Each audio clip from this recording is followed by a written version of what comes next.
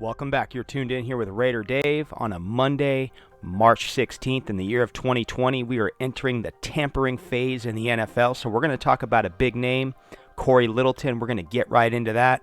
First off, I just want to thank the NFL, though, before we get into this, for them to continue to conduct business.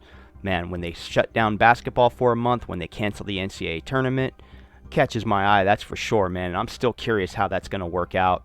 And I feel bad for everybody involved. I do have a buddy, man. He had a kid he recruited for San Diego State, man, and San Diego State had a great chance in this tournament. So yeah, I'm going to see how things are going to work out on the basketball end. I'm a basketball fan, I'm a baseball fan, and I'm a football fan, man. So I'm just, and that's another thing, man. Opening day got pushed back like 2 weeks, so.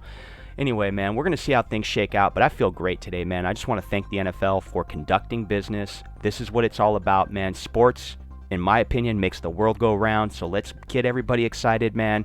The Raiders today, after last night's report from Vic Tafur here, he announced this last night on his Twitter, is that the Raiders and the Packers are going to be all over Corey Littleton once the tampering window officially opens. A lot of media outlets are running with this today, so... But aside from that, man, we want the Raiders to get the proven veteran leader. He's played in the Super Bowl already. But with the need for the Raiders, I just think the Raiders have the biggest need at linebacker in the league, and I think the Raiders are going to throw the money. So I think the Raiders could easily outbid the Packers. Not only that, the Raiders could entice Corey Littleton, stepping into a new era, a new city in Las Vegas. This is a brand new stadium. I look at Mike Mayock, man, as a charismatic businessman with a ton of player upside knowledge, like as far as studying players and grading players. So that's a huge advantage for the Raiders, having the general manager like Mike Mayock. Then you have the players coach in John Gruden, who's infectious with his players, who gets inside of his players' head, and he's all about connecting with his players and getting them better each and every day on the football field. And then you have the coolest owner out there right now, and Mark Davis, man. Mark Davis is the cool guy right now. He'll do whatever it takes to make this team great.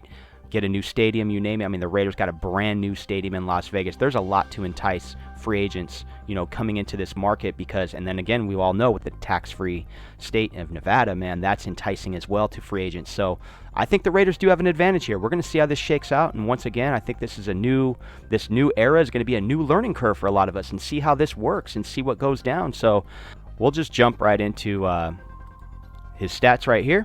So his 4-year stats for the Rams, I know he had Aaron Donald playing up in front of him. They had Dante Fowler there for a minute. They had Jalen Ramsey in the back end there. But thought I'd pull up his numbers, though, because, one thing that stands out to me is sacks. I like cornerbacks that get sacks. I like safeties that get sacks. I like linebackers that get sacks. But overall, I mean, you want blitzing linebackers in this league. Think about the Baltimore Ravens. Think about the Pittsburgh Steelers and those defenses, man. When you have blitzing linebackers, whether you're in the 4-3 or the 3-4, I know those teams play in a 3-4, but the point being, look at Seattle. They have blitzing linebackers, and they traditionally are not in a 3-4. They're in that 4-3 a lot. So. And according to all the experts, they're going to say like, oh yeah, he's great in coverage. Well, I think he's great against the run. I think the PFF grades can throw people off a little bit. I do look at PFF grades to gauge certain things, but there's some things I'm finding over the course of the last few years that some of that stuff doesn't line up. I think his run pursuit is nice, man. I look from what I watched on all 22 film, I just see great angles, in his pursuit. And it looks like his shoulders are always square, his feet are underneath his shoulders, therefore his balance is there, and he's there to square up on a tackle and go low and wrap up. That's what I'm seeing.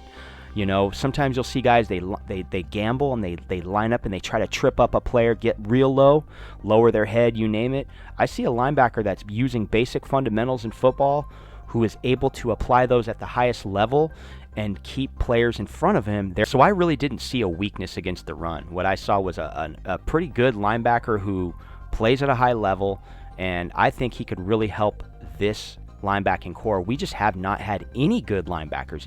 Let's just be real. I'm pulling for our guys like Nicholas Morrow, Markel Lee, and guys like that, but those are late round picks that have really stepped up big. But once again, we need this elite player. Corey Littleton, he's an undrafted free agent who just really emerged in this league. Once again, he comes from a great defense. Keep in mind, he's had the help there, when they had a Talib before Jalen Ramsey. They've always had Aaron Donald. Aaron Donald is a foundational piece. So thoughts on Corey Littleton. I know we're all in favor of this, but I just wanted to chop this one up. I talked about Corey Littleton a little bit, late in December into January, I believe, and he is the number one target, but he's number one target on everybody's board. So the last thing I wanted to do was drown you guys out with a ton of Corey Littleton talk. But anyway, let's get into it today, man. Let's see what goes down this tampering period, man. Hopefully we get a couple defensive players, man. Get a player like Corey Littleton, maybe Anthony Harris, or even get Carl Joseph back. So definitely wishing Carl Joseph the best in free agency. Hopefully he circles back to Raiders headquarters and sits down for a contract, and we get to retain our player here, our first-round pick, and go from there, man. So you guys have a great day, man. Hope all is well. We'll be at it again, man, with free agency. Who knows? There might be 2 more of these, 3 more of these going down today. I'll see you guys again. I'm out. Peace.